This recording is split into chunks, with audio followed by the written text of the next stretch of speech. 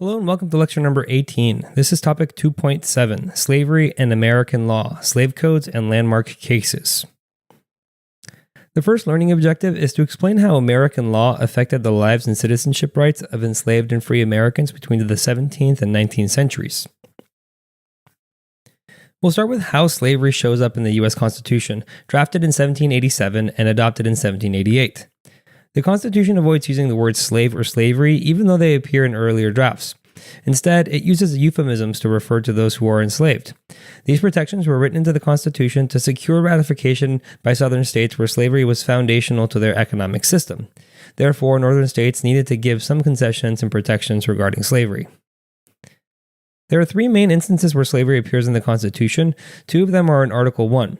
The first is the delay in ending the international slave trade, allowing 20 more years of importing enslaved people in the United States before it could be banned in 1808. During these 20 years, more than 200,000 enslaved people were imported into the United States. The second part in Article 1 is a 3/5 clause, a result of the 3/5 Compromise during the Constitutional Convention. It governs the representation of states in the House of Representatives and allocates electoral votes in the Electoral College. This clause states that enslaved people are to be counted as 3/5 of a person for determining a state's representation in Congress. James Madison, often called the father of the Constitution, played a crucial role in drafting these compromises to appease both northern and southern states. Slave states wanted to increase this number as much as possible to gain disproportionate representation in Congress. However, they feared that this counting might result in the federal government levying a head tax based on the number of people in each state. Northern states wanted enslaved people to count as a full person for tax purposes. Eventually, the two sides agreed on the 3/5 formula, which was used for both representation and potential head taxes. This compromise became more beneficial to southern slave states because such a head tax was never actually implemented. The last place where slavery appears is in Article 4, in the form of the Fugitive Slave Clause. This clause guarantees the return of human property that escapes the states where slavery is not sanctioned. The first time this part of the Constitution was enforced was through the 1793 Fugitive Slave Act. Subsequent Fugitive Slave Acts were passed, each more harsh than the last. The final and most severe act passed as part of the Compromise of 1850. It forced northern citizens and residents to aid in the recovery of runaway enslaved people, lest they face legal action against them.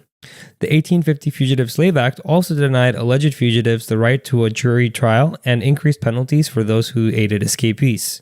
The first time the word slavery actually appears in the Constitution is in the 13th Amendment, ratified in 1865. This amendment formally abolishes slavery and involuntary servitude, except as punishment for duly convicted crimes.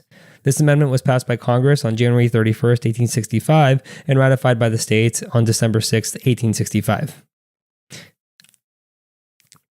Even before the Constitution, the British North American colonies and later the United States that practiced slavery had laws governing the rights of enslaved people.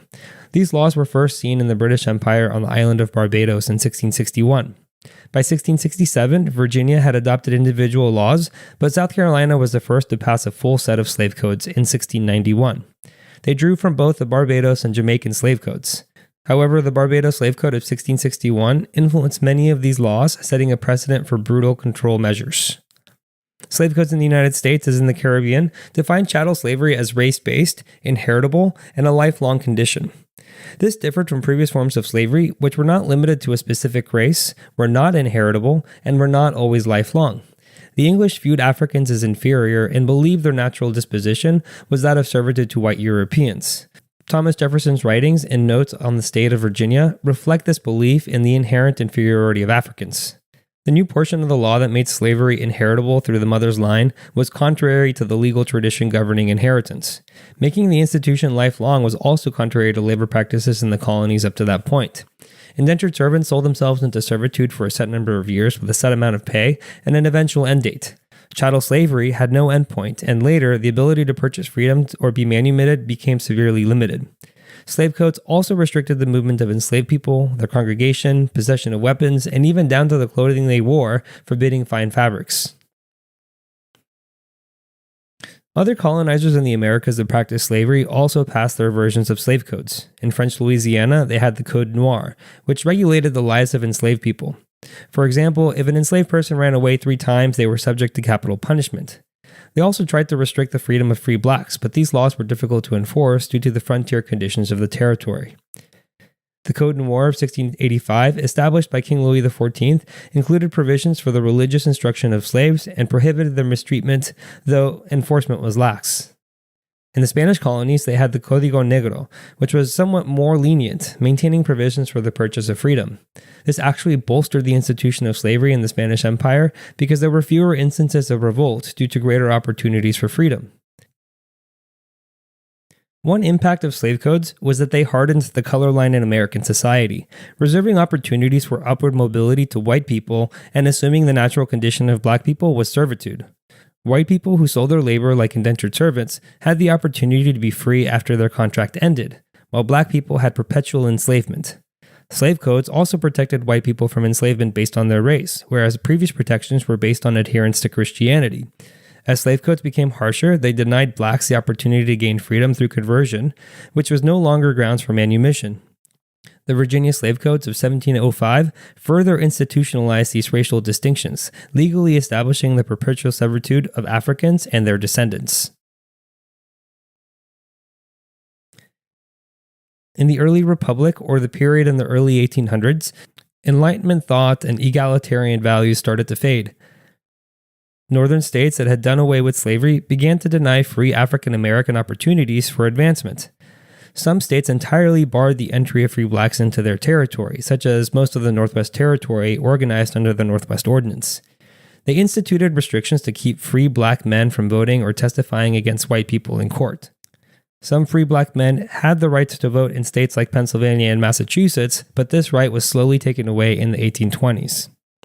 The era, commonly known as the Age of the Common Man, saw property requirements across various states being removed to increase the overall voting eligible populations.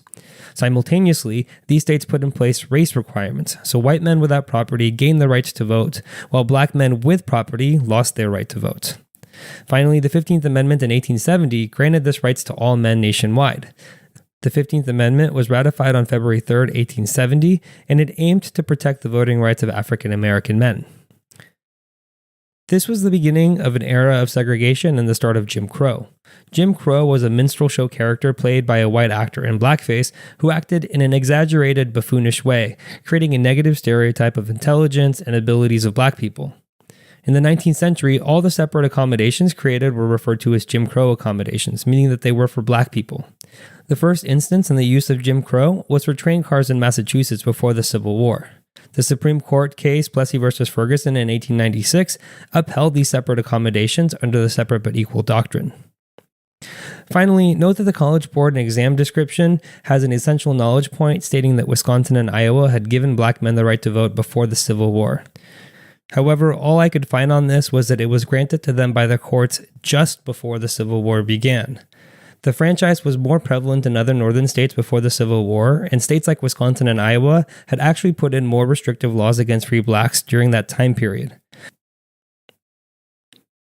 The second learning objective is to explain how slave codes developed in response to African American resistance to slavery. Slave codes were frequently revised in response to forms of resistance. The Stoner Rebellion is one of the most visible examples from the 18th century. It was the largest slave uprising in the British mainland colonies, prompting widespread fear among white colonists.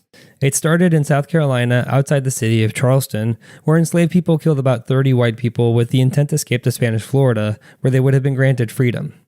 The fear of more revolts led to stricter slave codes, especially in areas with larger enslaved populations. The Stoner Rebellion inspired the 1740 South Carolina Negro Act, which cited the rebellion as the reason for these new restrictions on black and enslaved people.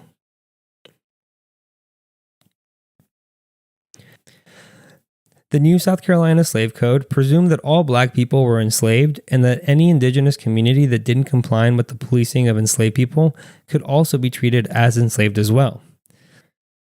Some of the things that the new slave code prohibited was growing their own food, gathering, drumming, learning to read, rebelling, running away, and moving abroad to other colonial territories. It also allowed enslavers to kill rebellious blacks without a trial and to police the movement of enslaved people using slave patrols. Slave patrols were groups of armed men who monitored and enforced discipline on plantations. It also condemned to death any enslaved person who tried to defend themselves from an attack by a white person. You can see that not only were black enslaved people being further limited in their freedoms, but they were also being treated much more as expendable than as human beings.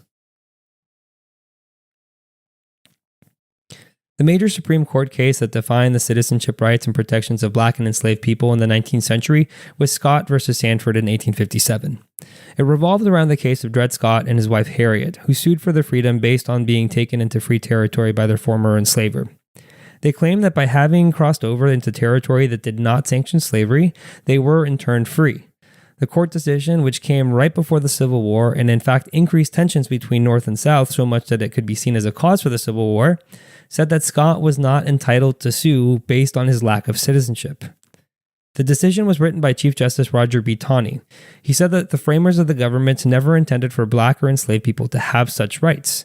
He pronounced that enslaved people were legally protected property, and because the government could not deny the right of property to people or take it away without due process, all previous laws that forbade slavery anywhere would be unconstitutional. The law in question here was the one set up by the Missouri Compromise, which said that the states north of the Missouri southern boundary could not practice slavery. This was now unenforceable, and so slavery could be legal everywhere across the United States. The Dred Scott decision also invalidated the Kansas-Nebraska Act, which allowed territories to decide on the legality of slavery through popular sovereignty. All right, and finally for the recap, slavery's presence in the Constitution goes back to the Constitutional Convention. Slave codes were adopted to control the lives of the enslaved. Slave codes hardened the color line, and free states had their own laws regulating the freedom of black people. Slave codes were hardened after insurrections, and finally, the Dred Scott case denied citizenship to all African Americans. Thank you for watching. If you would like to watch the next lecture, click the thumbnail on the screen, and if you would like more resources to help you study, you can visit apushslides.com/afam. I wish you the best of luck with your studies, and I hope to see you back on the next lecture.